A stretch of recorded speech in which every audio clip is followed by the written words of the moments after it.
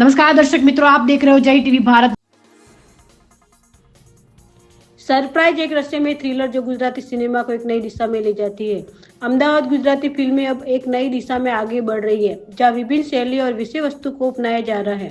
इसी दिशा में सनी देसाई प्रोडक्शंस और रामायण एंटरटेनमेंट मिलकर फिल्म सरप्राइज लेकर आए हैं, जो 16 मई को रिलीज हो रही है। हास्य, ड्रामा और रहस्य से भरपूर इस फिल्म में मशहूर अभिनेता वत्सल सेठ नजर आएंगे। उनके साथ हेली शाह और जानवी चौहान मुख्य भूमिकाओं में है। इस फिल्म में चिराग भट्ट, अमित गलानी और जय पांड्या भी महत्वपूर्ण भूमिकाओं में नजर आएंगे। फिल्म के स्टार कलाकार वत्सल सेठ और जानवी चौहान तथा निर्देशक शशि ब्रह्म भट्ट अहमदाबाद ने मीडिया से फिल्म पर चर्चा की।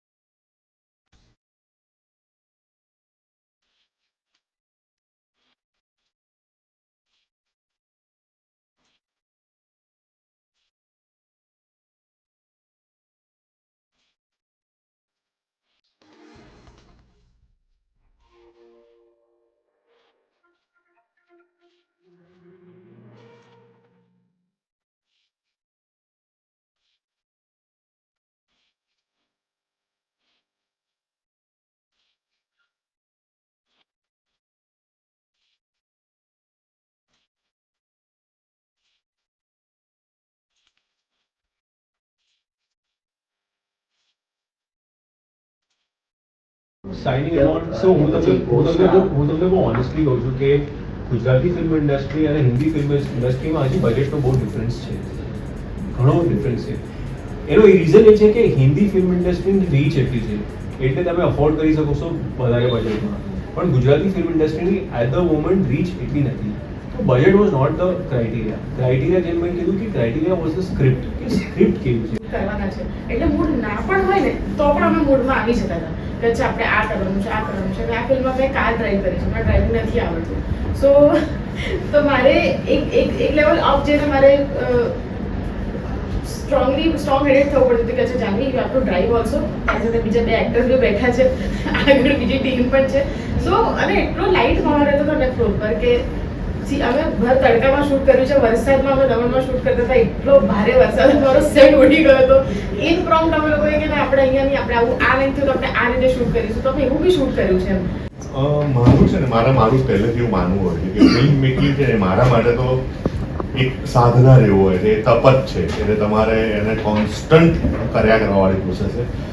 હવે કેવું છે કે કોઈ પણ વ્યક્તિના કોઈ પણ ટેન્ટ્રમ હોય ને એ ત્યાં સુધી હોય કે જ્યાં સુધી એના મનમાં પ્રશ્ન હોય કે યાર આવું નહીં થાય તો, આ વર્ક નહીં કરે તો, આ આમ નહીં લાગે તો, આવું પ્રશ્નો જ્યારે વધારે હોય ને કે મગજમાં સોલ્યુશન નથી, ત્યારે તમારા ટેન્ટ્રમ ઇનડિરેક્ટલી રિફ્લેક્ટ થતા હોય કોઈ પણ એક્ટરના, કે એને મજા ના આવતી હોય કોઈ પણ જગ્યાએ. ખાસ કરીને સરપ્રાઈઝ, તમે શું સરપ્રાઈઝ આપવા માંગો છો?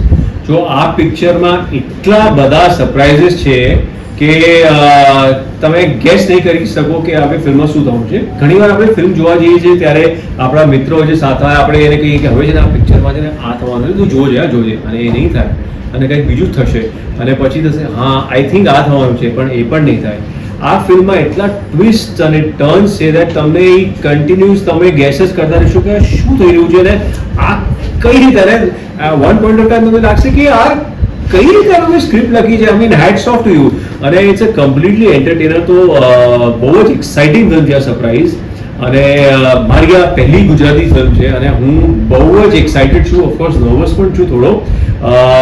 મારા માટે આ બહુ મોટી વાત છે ગુજરાતી ફિલ્મ કરવી. આટલા વર્ષો પછી હું હિન્દી ફિલ્મ ઇન્ડસ્ટ્રીમાં મોર દેન 20 યર્સ 20 વર્ષથી કામ કરું છું અને આના પછી હું આજે ગુજરાતી ફિલ્મ કરું છું. તો મારી માટે બહુ મોટી વાત છે, મારા ફેમિલી માટે.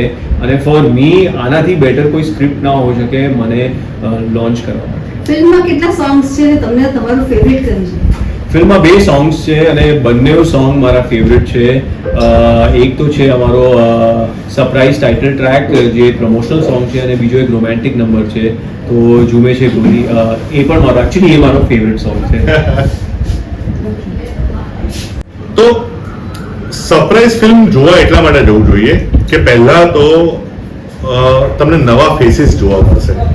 રાઈટ, વત્સલભાઈ છે, હેલી છે, જાહ્નવી છે, તમને આ નવા ફેસીસ, નવા લોકેશન, નવા પ્રકારનું મ્યુઝિક, નવું ડિરેક્શન, નવું શોર્ટ ટેકિંગ, નવી વાર્તા, તમને દરેકે દરેક પોઈન્ટ પર એકદમ ફ્રેશ ફીલ અમે લોકો આપવા માંગીએ છીએ.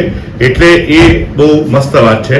અને બીજું સરપ્રાઈઝ શું છે હું કહી દઈશ તો સરપ્રાઈઝ રહેશે નહીં, એટલે એ જોવા જાઓ અને જોઈને તમારું મન સરપ્રાઈઝ થાય છે કે નહીં એ તમે અમને જણાવો. બીજો પોઈન્ટ, અત્યાર સુધી હું ઇન્ડસ્ટ્રીમાં 15 વર્ષથી છું, ગુજરાતી ઇન્ડસ્ટ્રીમાં, હિન્દીમાં પણ ઘણું કામ કર્યું.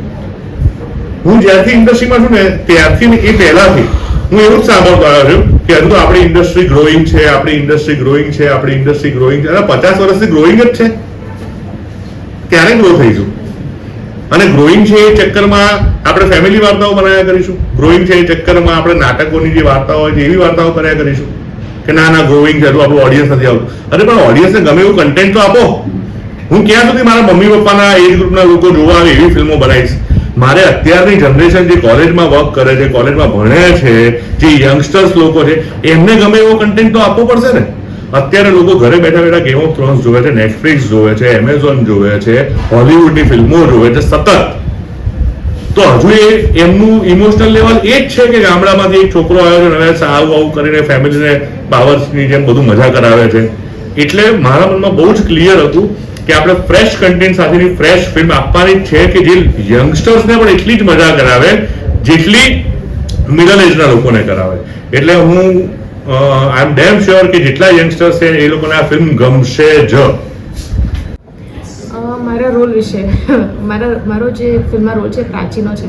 બહુ જ સ્ટ્રેટ ફોરવર્ડ માઇન્ડવાળી છોકરી છે, ફૂલ ફોકસ સ્ટોરી પર જ છે એનું, અને બહુ સુંદર રીતે સ્ક્રિપ્ટ લખાઈ છે. રિયલ લાઈફમાં હું એવી જરા પણ નથી જેવી મારા ફિલ્મનું મારું પાત્ર છે પ્રાચીન. તો બહુ ચેલેન્જિંગ હતું પણ બહુ મજા આવી પાત્ર ભજવવામાં. અચ્છા, આપનું કહેવું છે કે તમને કાર ચલાવતા આવડતી નથી અને આમાં ડ્રાઈવ કરી છે, તો એના વિશે? હા, એટલે જ્યારે અમને આ ફિલ્મનું નરેશન આપવામાં આવ્યું ત્યારે હું, વત્સલ અને હિલી બેઠા હતા. તો થ્રુ આઉટ ધ સ્ક્રિપ્ટ ડ્રાઇવિંગની વાત ચાલી રહી હતી. તો હું બહુ જ રિલેક્સ હતી કારણ કે હાફ ઓફ ધ ટીમને ખબર હતી કે મને ડ્રાઇવિંગ આવડતું જ નથી. તો મને એવું જ હતું કે એ લોકોને ખ્યાલ છે એટલે આ મારું તો નહીં જ હોય પાત્ર જે મારે ભજવવાનું છે. પણ સ્ક્રિપ્ટના પતી ગયા પછી મને કહેવામાં આવ્યું કે જાનવી તારે ગાડી ડ્રાઈવ કરવાની છે. I was like oh okay. તો મારે ગાડી પણ ડ્રાઈવ કરવાની હતી. મારી સાથે 2 આટલા સુંદર કલાકારો પણ બેસવાના હતા અને એનાથી પણ વિશેષ 1 દિવસનો 1.5 લાખ જેનું રેન્ટ હોય છે કેમેરો, એ પણ અલાઇન કરેલો હતો. તો એક સાથે એટલી રિસ્પોન્સિબિલિટી આવી ગઈ હતી મારી પર, પણ I think I manage well. Film વિશે લોકોને શું સંદેશ આપવાનો? ફિલ્મ વિશે હું લોકોને એમ કહીશ કે ગુજરાતી ઇન્ડસ્ટ્રી ઘણું ગ્રો કરી રહી છે. ઘણા સારા સબ્જેક્ટ પર ફિલ્મો બની રહી છે, વુમેન સેન્ટ્રિક ફિલ્મો બની રહી છે, નેશનલ એવોર્ડ આવી રહ્યા છે, બોલિવૂડ આપણા ગુજરાતી ફિલ્મનો રિમેક બનાવી રહ્યું છે. સો આઈ રિયલી વોન્ટ કે આપણી ભાષાને એટલો જ સપોર્ટ કરો. અને આ ફિલ્મ બીજી બધી ફિલ્મો કરતાં બહુ જ અલગ છે, બહુ જ કમર્શિયલ છે. કોઈ પણ એજ ગ્રુપ આ ફિલ્મને જોવા જઈ શકે છે.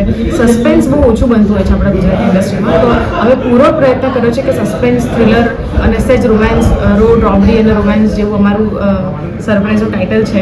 તો ફૂલ જસ્ટિસ, ફૂલ મસાલેદાર ફિલ્મ અમે આ બનાવી છે.